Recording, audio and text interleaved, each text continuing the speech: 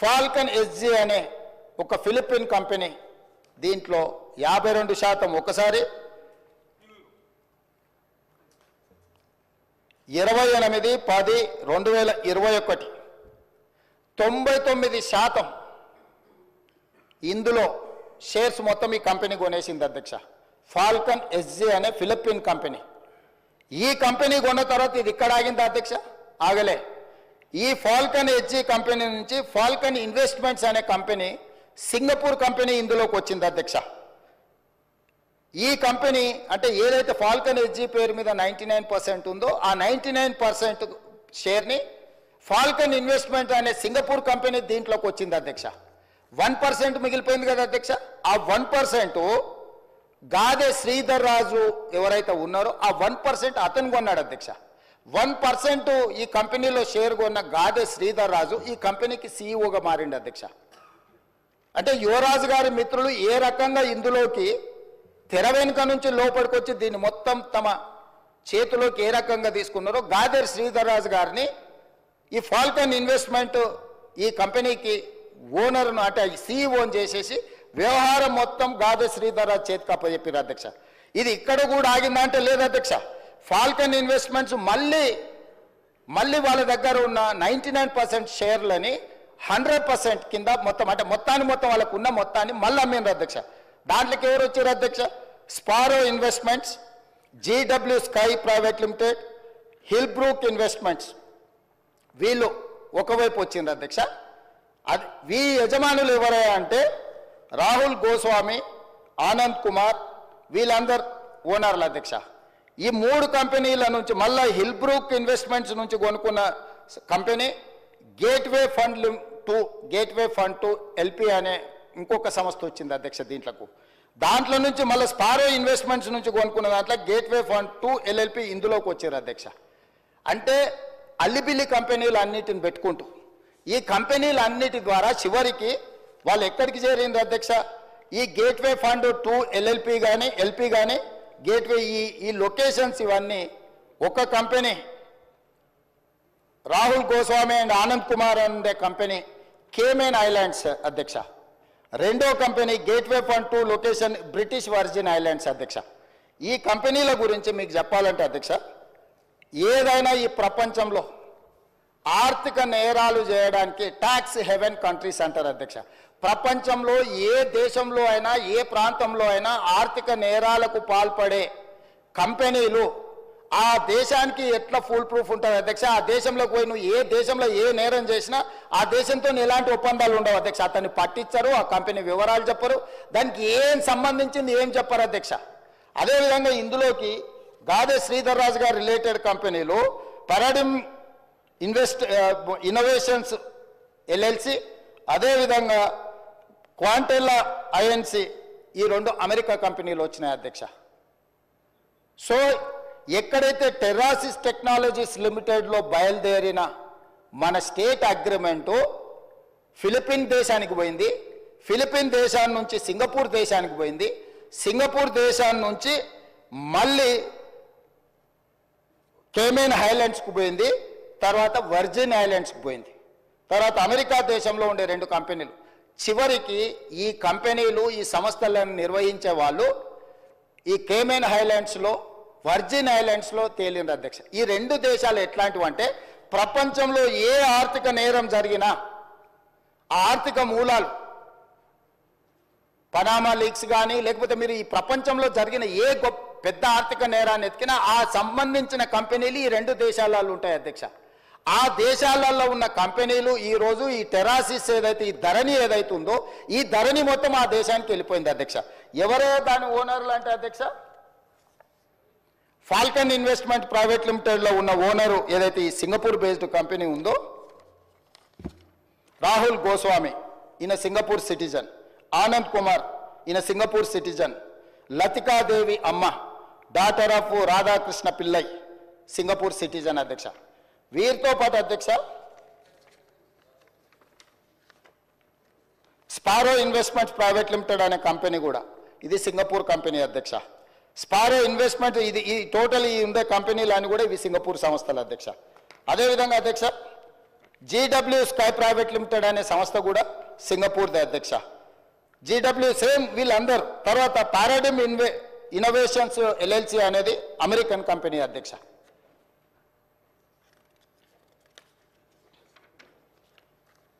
అదేవిధంగా hill Brooke investments limited అనే company పేరు చెప్పిన కదా అధ్యక్ష, వర్జిన్ ఐలాండ్స్ బ్రిటిష్ అధ్యక్ష. అదేవిధంగా క్వాంటెలా INC అని చెప్పిన కదా అధ్యక్ష, ఇది అమెరికా కంపెనీ అధ్యక్ష. అదేవిధంగా గేట్వే పార్ట్నర్స్ అని చెప్పిన కదా అధ్యక్ష, గేట్వే పార్ట్నర్స్ 2 లిమిటెడ్ అనేది ఉంది కదా అధ్యక్ష, కేమెన్ ఐలాండ్స్ అధ్యక్ష. అంటే ఈ మొత్తం కంపెనీలు ఈ రోజు నిర్వహిస్తున్న గాదె శ్రీధర్ రాజుతో సహా వీళ్ళెవ్వరూ ఈ దేశ పౌరులు కాదు అధ్యక్ష. ఈ రాష్ట్ర పౌరులే కాదు, ఈ దేశంలో పక్క రాష్ట్ర పౌరులైనా పర్వాలేదు అధ్యక్ష. ఎవ్వరు కూడా ఈరోజు ఈ ధరణి పోర్టల్ నిర్వహిస్తున్న టెరాసిస్ కంపెనీ పేరు మీద మొదలయ్యి మారుకుంటూ పేర్లు మారుకుంటూ సంస్థలు మారుకుంటూ దేశాలు మారుకుంటూ ఈరోజు కేమెన్ ఐలాండ్స్కు బ్రిటిష్ వర్జిన్ ఐలాండ్స్కి ఎక్కడికైతే చేరిందో అవి ప్రపంచంలో ఆర్థిక నేరాలకు సంబంధించిన ట్యాక్స్ హెవెన్ కంట్రీస్ అధ్యక్ష. ఆ దేశంలో నేరం చేసిన ఎవడు పట్టుకోలేడు, ఆ దేశం ఎవరికి వివరాలు ఇవ్వదు. ఈరోజు మన ధరణి పోర్టల్ అనేది ఆ దేశానికి ఆర్థిక నేరాలకు పాల్పడే దేశంలో ఉన్న సంస్థ చేతిలోకి మన తెలంగాణ రాష్ట్ర రైతాంగం యొక్క సంపూర్ణమైన వివరాలు ఈరోజు అక్కడికి వెళ్ళిపోయినాయి అధ్యక్ష. ఇది ఘనత వహించిన 80,000 పుస్తకాలు చదివిన తన మెదడంతా రంగరించి తయారు చేసిన అమెరికాకి వెళ్ళి ఐటీలో లక్షల కోట్ల రూపాయలు సంపాదించే ఉద్యోగాన్ని వదులుకొని తెలంగాణను ఉద్ధరిద్దామని వచ్చేసిన the great IT and industries mister Kalvakuntla Taraka Ramarao గారి నేతృత్వంలో పిలిచిన ఈ టెండర్ ఏ సంస్థ పిలిచింది అధ్యక్ష? TSTS, Telangana state technology centre services. అది ఎవరి ఆధ్వర్యంలో? ఐటీ మినిస్టర్ ఆధ్వర్యంలో ఉంటుంది అధ్యక్ష. రెవెన్యూ డిపార్ట్మెంట్కు సంబంధించిన వ్యవస్థను నిర్వహించడానికి టెండర్ పిలవడానికి TSTSకి ఇస్తే TSTS టెండర్ పిలిచి ఆ శాఖ మంత్రి KTR గారు ఈరోజు వీళ్ళందరూ ఇప్పుడు నేను చదివి వినిపించిన వాళ్ళు గాదె శ్రీధర్ రాజు, రాహుల్ గోస్వామి, ఆనంద్ కుమార్ ఇట్లాంటి విదేశీ పౌరులు విదేశీ సంస్థల చేతుల్లో ఉన్న కంపెనీలో ధరణి పోర్టల్ పెట్టడంతో పూర్తిగా భద్రంగా ఎవరికి తెలియకుండా ఇదొక కాంట్రాక్చువల్ అగ్రిమెంట్ అధ్యక్ష. రెవెన్యూ డిపార్ట్మెంట్కు భూ యజమాని అయిన నాకు మా ఇద్దరికి సంబంధించిన వ్యవహారం అధ్యక్ష. రెవెన్యూ డిపార్ట్మెంట్లో CCLA దగ్గర నా వివరాలు ఉండాలి. నాకు ఆ సంస్థ రెవెన్యూ శాఖకు మాత్రమే సంబంధం ఇది అధ్యక్ష. నాకు ఇచ్చే పాస్బుక్ అయినా నాకు ఇచ్చే ఏ కాగితమైనా పహానీ అయినా ఏదైనా రెవెన్యూ శాఖలో నిర్వహించి రెవెన్యూ శాఖకు సంబంధించిన ప్రభుత్వ అధికారులకు నాకు మధ్యలో ఉన్న ఒప్పందాన్ని ఈరోజు ఒక డిజిటల్ వెబ్సైట్ను నిర్వహించే నెపం మీద ఈ రాష్ట్రంలో ఉన్న అందరి సమాచారాన్ని తీసుకెళ్ళి 2020 అక్టోబర్ వీరు మొదలుపెట్టింది నా నియోజకవర్గంలో అధ్యక్ష. ఈ ధరణి పోర్టల్ని ఆనాడు నేను పార్లమెంట్ సభ్యుడిగా బాధ్యత వహిస్తున్న మల్కాజ్గిరి పార్లమెంటు నియోజకవర్గంలో అక్టోబర్ 29, 2020 నాడు మూడుచింతలపల్లిలో ధరణి పోర్టల్ని మొట్టమొదట చంద్రశేఖరరావు గారు ప్రారంభించారు అధ్యక్ష. ఆ రోజు నుంచి ఈ రోజు వరకు ఈ ధరణికి సంబంధించిన వివరాలను ధరణి పోర్టల్ నిర్వహణ, మన భూములు, మన లావాదేవీలు, మన భూములకు సంబంధించిన సంపూర్ణ సమాచారము ఈరోజు ట్యాక్స్ హెవెన్ కంట్రీస్లో ఉన్న వ్యక్తులు ఈ దేశ పౌరులుగాని వాళ్ళ చేతుల గాదె శ్రీధర్ రాజు చేతిలో, రాహుల్ గోస్వామి చేతిలో, ఆనంద్ కుమార్ చేతిలో, లకితా దేవమ్మ చేతిలోకి వెళ్ళిపోయింది అధ్యక్ష. అధ్యక్ష నేను మిమ్మల్ని అడుగుతున్నా అధ్యక్ష, రెవెన్యూ శాఖకు నాకు సంబంధించిన సమాచారం మా ఇద్దరి మధ్యలోనే ఉండాల్సిన సమాచారము, ఈ సమాచారం అంతా తీసుకెళ్లి ఇతర దేశాలలో ఆర్థిక నేరాలలో ఇరుక్కపోయిన కంపెనీలు IL&FS కానీ లేకపోతే సత్యంతో ఉన్న రిలేషన్ కానీ ఆ కంపెనీలో ఉన్న MDలు, వైస్ చైర్మన్లు లేకపోతే డైరెక్టర్లు అందరూ 2017లోనే ఆర్థిక నేరాలకు పాల్పడి వేల కోట్ల రూపాయల కుంభకోణాలలో పాల్పడి జైళ్లలో ఉన్న సంస్థకు చంద్రశేఖరరావు గారు అప్పచెప్పి ఈ తెలంగాణ రైతాంగ సంపూర్ణ సమాచారాన్ని దేశాలు దాటిచ్చింది అధ్యక్ష. ఇవాళ డేటా మీకు తెలుసు కదా అధ్యక్ష ఎంత విలువైందో. ఒక రిజిస్ట్రేషన్ చేయాలంటే అధ్యక్ష నా ఆధార్ కార్డ్ నెంబర్ ఇవ్వాలి, నా బ్యాంకు ఖాతా ఇవ్వాలి, నా టెలిఫోన్ నెంబర్ ఇవ్వాలి. ఇవాళ ఇవన్నీ కూడా ఎన్క్రిప్షన్ అంటే ఒక సీక్రెట్ కోడ్లో ఉండాలి. ఒకవేళ ఆ వెబ్సైట్ నిర్వహించే వాళ్ళు చూడాలనుకున్నా కూడా కనిపించకూడదు అధ్యక్ష. కానీ క్లియర్గా వాళ్ళ దగ్గర డేటా కనిపిస్తుంది అధ్యక్ష. ఈరోజు ఈ నిర్వహణలో ఈ రాష్ట్రంలో 2020 నుంచి ఇప్పటి వరకు జరిగిన ప్రతి ట్రాన్సాక్షన్కు సంబంధించిన ఆధార్ కార్డు, బ్యాంకు ఖాతా నెంబర్, టెలిఫోన్ నెంబర్, అన్ని వివరాలు ఈరోజు పూర్తిగా క్రిస్టల్ క్లియర్గా వాళ్ళ చేతులకు వెళ్ళిపోయి ఇతర దేశాలు, దేశ సరిహద్దులు దాటిపోయి ఇతర దేశాలు, ఆర్థిక నేరాలకు పాల్పడుతున్న దేశాలకు మన రాష్ట్రంలో ఉన్న సంపూర్ణమైన రెవెన్యూ సమాచారం అని తెలిపోయింది అధ్యక్ష. ఇది ఎంత తీవ్రమైన నేరం అంటే ఈ నేరానికి శిక్ష అనేది ఏ స్థాయిలో విధించాలనో చట్టాలన్నిటిని కూడా చదవాల్సిన పరిస్థితి ఈరోజు ఈ రాష్ట్రంలో చంద్రశేఖరరావు గారు కల్పించారు అధ్యక్ష. అధ్యక్ష, ఈరోజు ఇంత నమ్మకంగా ఒక ప్రభుత్వం మీద నమ్మకం ఉండి ప్రజలు తమ సంపూర్ణమైన సమాచారాన్ని ప్రభుత్వం దగ్గర పెడితే ఆ ప్రభుత్వంలో ఉన్న పెద్దలు ఆ నమ్మకాన్ని వమ్ము చేసి తెలంగాణ ప్రజలకు ద్రోహం చేసి మోసం చేసి సంపూర్ణ సమాచారాన్ని క్రిమినల్స్ చేతుల క్రిమినల్ కేసెస్ ఎదుర్కొంటున్న కంపెనీల చేతులకి సంపూర్ణంగా సమాచారాన్ని బదిలీ చేసిందంటే దీని మీద ఏ రకమైన విచారణ చేయాలనో తెలంగాణ సమాజం ఆలోచించాలి, ప్రతిపక్షాలందరూ కూడా ఆలోచించాలి అధ్యక్ష. అధ్యక్ష, ఈ కంపెనీలు అన్నిటిని కూడా ఏ ఒక్క కంపెనీ కూడా ఈ దేశంది కాదు అధ్యక్ష. ఇవాళ ఈ సాంకేతిక నైపుణ్యం ఈ ధరణియో లేకపోతే ఐలాండ్ అఫేర్స్ కాదు అధ్యక్ష.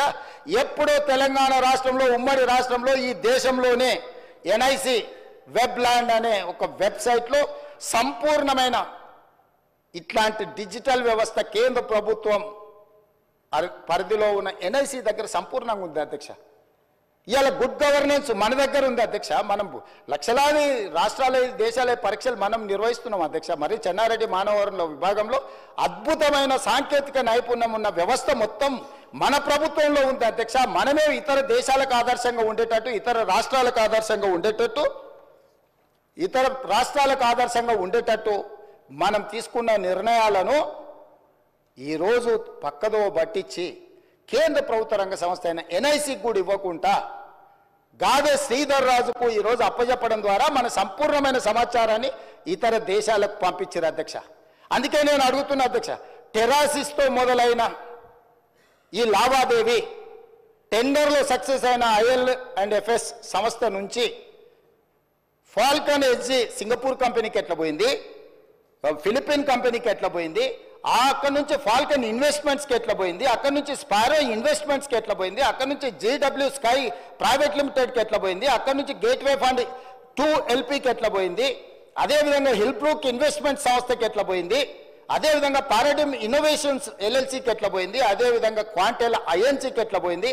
ఇవన్నీ సంస్థలు టాక్స్ 7 కంట్రీస్ అయిన ఈరోజు కేమెన్ ఐలాండ్స్ కానీ లేకపోతే బ్రిటిష్ ఐలాండ్స్ కానీ ఈ సమాచారం చేరిన తర్వాత ఇంకా అద్భుతమైన ఎన్నికల ముందు చంద్రశేఖరరావు గారు వాదించడమే కాకుండా మేము దీన్ని మార్పు తీసుకొస్తాము అని చెప్తే మమ్మల్ని అందరినీ కూడా బంగాళాఖాతంలో వేయమని వారు తిట్టిండ్రు అధ్యక్ష. అసలు వారు ఒంటి కాళ్ళ మీద ఎగురుతున్నప్పుడు నేను ఆశ్చర్యపోయినా. ఆయన ఎలక్షన్లో ఆయన మేనిఫెస్టో చెప్పుకున్నా, ఆయన ప్రజలకు ఏమైనా చెప్పుకుంటాడు. మా ఎలక్షన్లో మేము ఏం విధి విధానాలతో ప్రజలకు ఒక మంచి పారదర్శకమైన పరిపాలన అందిస్తాం మేము చెప్పినాం. మా మీద కోపము, కారణము, ఆవేశము, వారు ఆవేశంతో ఊగిపోతుంటే ఉపన్యాసాలలో నాకు అర్థం కాలేదు అధ్యక్ష. కొంత ఈరోజు ప్రభుత్వంలోకి వచ్చిన తర్వాత పరిశీలించిన తర్వాత ఎన్ని ప్రభుత్వ భూములు, అది దేవాదాయ భూములు కావచ్చు, లేకపోతే భూదాన్ భూములు కావచ్చు, లేకపోతే ప్రైవేట్ భూముల యజమానుల పేర్లు మార్చే విషయంలో కావచ్చు, వాళ్ళు చేసిన అరాచకం, దురాగతం, దుర్మార్గం ఏ స్థాయిలో ఉంది అని అంటే ఇంకా మనం చెప్పలేనంత స్థాయికి ఈరోజు ఇది చేరింది అధ్యక్ష. అందుకే దానికి ఉదాహరణ కింద నేను చెప్పదలుచుకున్న అధ్యక్ష ఒక 2-3 ఉదాహరణలు. ఏ చట్టం అయితే ఈ టెండర్ అగ్రిమెంట్ ప్రకారం అధ్యక్ష